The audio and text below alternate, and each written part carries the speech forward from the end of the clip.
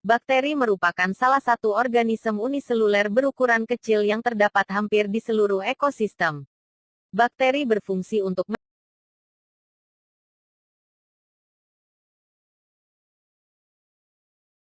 Escherichia coli atau sering disebut dengan nama E. coli adalah sejenis bakteri yang umum ditemukan di dalam usus manusia yang sehat. Bakteri E. coli sendiri terdapat beberapa jenis, dan kebanyakan dari bakteri ini tidak berbahaya. Meski demikian, sebagian di antaranya bisa menyebabkan keracunan makanan dan infeksi yang cukup serius. Secara umum bakteri E. coli terdiri dari 45% lipid dan 55% protein. Escherichia coli ialah bakteri yang berbentuk batang pendek atau basil tergolong dalam gram negatif dan hidup dalam saluran pencernaan atau usus baik pada hewan dan nabe.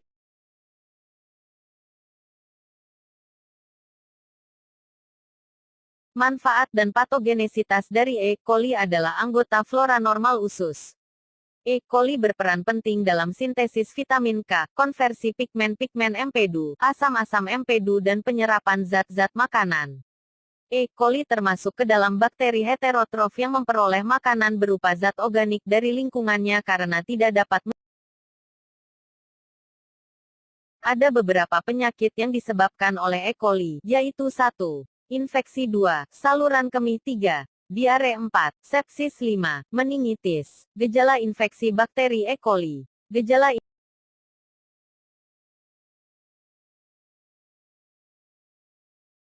1. Perut kram. 2. Diare, dengan tingkat keparahan ringan hingga parah, dan bahkan berdarah.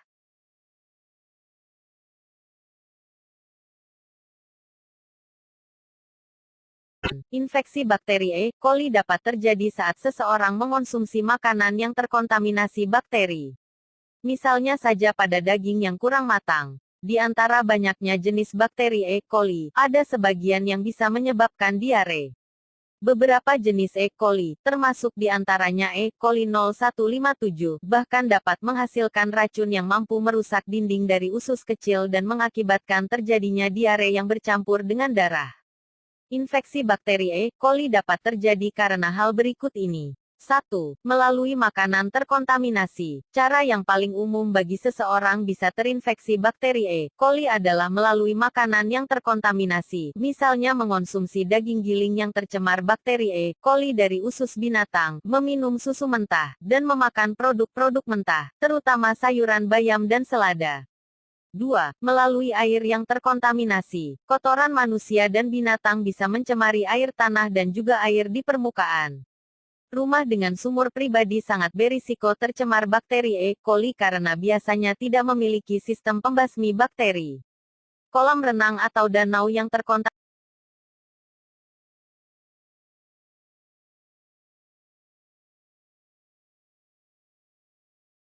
Pengobatan E. coli. Infeksi oleh E. coli dapat diobati menggunakan sulfonamida, ampicillin, cefalosporin, chloramphenicol, tetrasiklin dan aminoglikosida. Aminoglikosida kurang baik diserap oleh gastrointestinal, dan mempunyai efek beracun pada ginjal. Jenis antibiotik yang paling sering digunakan adalah ampicillin. Ampicillin adalah asam organik yang terdiri dari satu inti siklik dengan satu rantai samping. Inti siklik terdiri dari cincin tiap. Namun secara umum pengobatan E. coli dapat dilakukan dengan beberapa cara yaitu 1. Minum banyak air putih untuk menghindari dehidrasi. 2. Pada anak-anak diberikan oralit. 3. Tidak disarankan.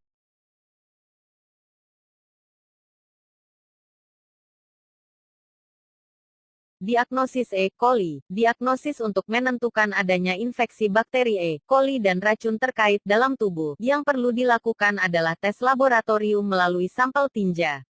Pengobatan akan disarankan sesuai dengan kondisi yang dialami. Pencegahan E. coli. 1. Mencuci tangan hingga bersih sebelum memasak, menyajikan, atau mengonsumsi makanan.